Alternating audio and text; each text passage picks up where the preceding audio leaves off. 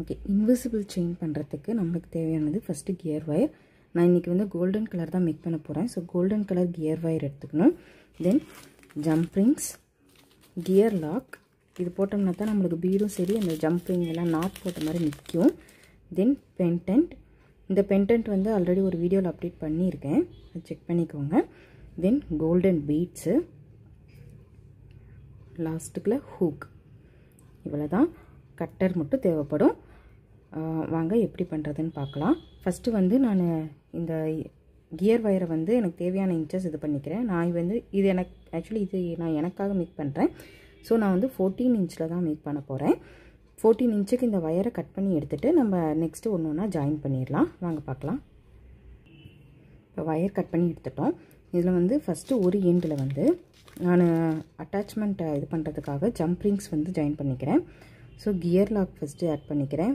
Gear lock போட்டுட்டு இது ஒரு ஜம்ப் ரிங் ஆட் பண்ணுறேன். பண்ணிவிட்டு நம்ம மறுபடியும் இந்த எண்டை மடக்கி கியர் லாக்குக்குள்ளேயே விடணும். கியர் லாக் நீங்கள் கரெக்டாக போட்டிங்க அப்படின்னா தான் நம்மளுக்கு இது வந்து கலண்டு வராமல் இருக்கும் மறுபடியும். ஸோ நம்மளுக்கு வந்து தேவையான அளவை விட கொஞ்சம் எக்ஸ்ட்ராவாக கியர் வயர் வந்து கட் பண்ணிக்கோங்க.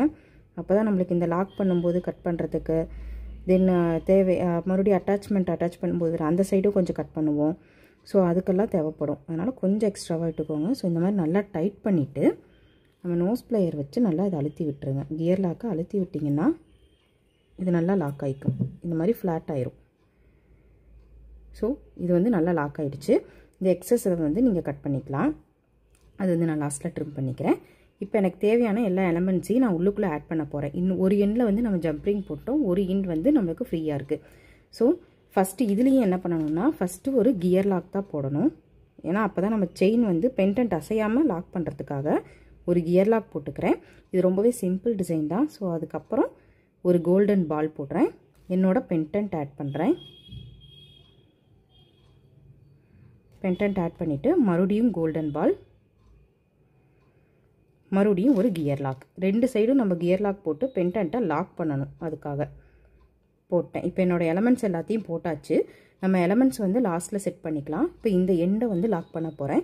ஸோ இந்த எண்டுக்கு நம்ம என்ன போட போகிறோம், இந்த சைடு நம்ம லூப் அந்த ஹூக் போடணும். ஸோ மறுபடியும் ஒரு கியர் லாக் போட்டுக்கிறேன். கியர் லாக் இங்கே பிடிச்சிக்கோங்க. தென் ஒரு லாப்ஸ்டர் ஹூக்கில் வந்து இந்த ஜம்ப்ரிங்கை கனெக்ட் பண்ணி வச்சுருக்கேன். அதையும் ஆட் பண்ணிவிட்டு நம்ம அந்த சைடு பண்ண மாதிரியே கியர் லாக்குக்குள்ளே விட்டு டைட் பண்ணிக்கணும். அதோட சேர்த்து இழுத்துட்டு வந்தீங்கன்னா அந்த இடம் நல்லா டைட் ஆகிக்கும். ஓகேவா? எந்த அளவுக்கு டைட் பண்ண முடியுமோ அந்த அளவுக்கு நல்லா டைட் பண்ணிவிட்டு நம்மளோட நோஸ் ப்ளையர் வச்சு இதை நல்லா கட் பண்ணணும், நல்லா அழுத்தி விடணும். ஓகே, இப்போ எனக்கு 2 எண்டு வந்து கனெக்ட் ஆயிடுச்சு. நான் இதில் வந்து அட்டாச்மெண்ட் வேணும்னா அட்டாச் பண்ணிக்கலாம், நம்ம சைஸ் பொறுத்து. இது எனக்காக நான் பண்ணுறதுனால அட்டாச்மெண்ட் போடல, எனக்கு கழுத்தை ஒட்டி இருந்தால் கொஞ்சம் பிடிக்கும் அதனால்.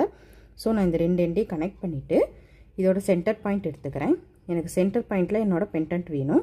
ஸோ நான் சென்டர் பாயிண்டில் பென்டென்ட்டை பிடிச்சிட்டு இந்த இடம் லாக் பண்ணிக்கிறேன். இப்போது எனக்கு இந்த பொசிஷன்லேயே வேணும். ஸோ நான் இந்த பிடிச்சிருக்கேன் இல்லையா, இந்த செட்டப்லேயே நான் போட்ட கியர் லாக்கை வந்து லாக் பண்ணிடுறேன்.